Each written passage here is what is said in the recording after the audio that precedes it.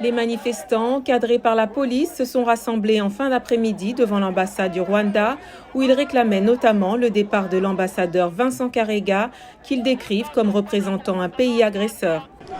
Nous sommes venus nombreux ici à l'ambassade du Rwanda à Kinshasa pour venir demander au gouvernement congolais d'expulser l'ambassadeur Vincent Karega, qui symbolise la présence rwandaise au Congo.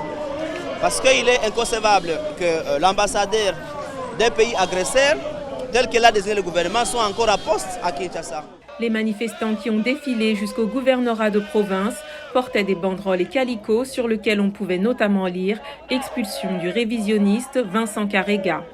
2 mémorandums adressés au chef de l'État et à l'armée ont été lus et déposés au gouvernorat, demandant notamment la rupture des relations diplomatiques avec le Rwanda et la fermeture des frontières.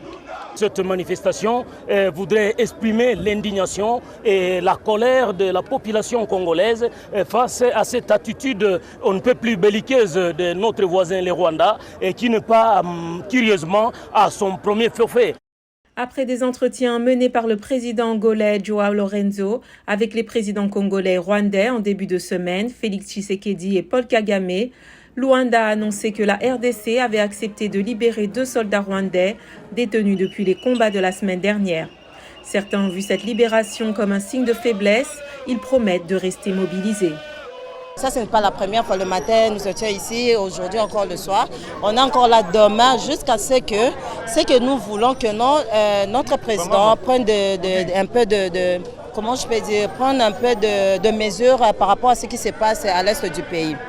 Mercredi à Kinshasa, Bintou Keïta, représentante spéciale du secrétaire général de l'ONU en RDC, a lancé un appel à la désescalade, à l'apaisement et à la retenue. Selon les autorités, l'ambassadeur du Rwanda a été convoqué et notifié mardi avec une mise en garde sévère. Kigali continue à démentir son soutien au M23, mais se dit ouvert à toute discussion.